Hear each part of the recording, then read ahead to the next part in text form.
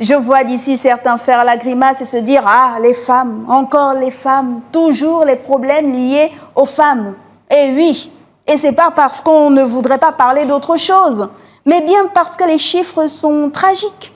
Selon les estimations de l'Organisation mondiale de la santé, récemment publiées, près de 300 000 femmes perdent la vie suite à des complications liées à la grossesse ou à l'accouchement chaque année.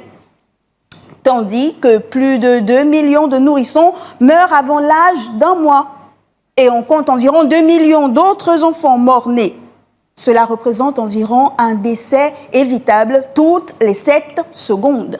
Je répète, toutes les 7 secondes. On entend souvent « il faut prendre soin des enfants, ils sont l'avenir ». C'est très bien.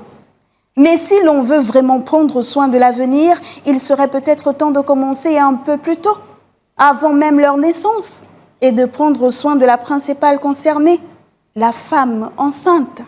On lui dit de se reposer, mais on attend d'elle qu'elle continue de performer. On lui propose une chaise dans le bus, mais seulement si son ventre est suffisamment visible pour valider sa grossesse. On lui demande si elle est sûre de vouloir encore travailler, ou pire, si elle compte revenir. Car dans l'esprit collectif, être enceinte équivaut à une mise en veille professionnelle, une sorte de pause où la femme cesse d'exister pour devenir un incubateur public. La santé d'un être humain commence dans l'utérus.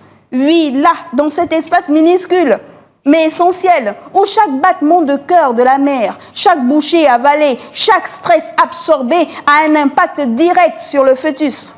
Une femme enceinte mal nourrie, mal soignée, mal considérée, c'est un nouveau-né en danger. Et c'est aussi à long terme une société plus fragile qui payera le prix fort en soins, en souffrance et en égalité. Alors pourquoi continue-t-on à faire comme si tout cela ne nous concernait pas? Pourquoi tant de régions? Pourquoi dans toutes ces régions-là, les femmes enceintes doivent-elles encore parcourir des kilomètres pour trouver une sage-femme? Pourquoi les consultations prénatales sont-elles un luxe dans ces régions-là? Pourquoi l'État investit plus dans les routes que dans les maternités? Certes, vous me direz que les routes sont utiles, mais encore faut-il qu'il y ait un hôpital au bout. Et la société, parlons-en, celle qui s'extasie devant le ventre rond, mais qui oublie que ce ventre-là abrite une vie fragile. Celle qui exige que la femme enceinte continue d'assurer, de performer, de sourire, même quand elle porte 8 kilos en plus, qu'elle n'a pas dormi depuis 3 jours et qu'elle n'a pas vu un médecin depuis des semaines. Le message ici est donc simple. À tous les décideurs, si vous voulez un pays fort, commencez par respecter celles qui portent l'avenir, donc les femmes. À tous les citoyens, si vous voulez une société saine, commencez par soutenir celles qui la fabriquent, donc les femmes. Et aux futures mamans, avoir un enfant est un choix, un engagement, une responsabilité.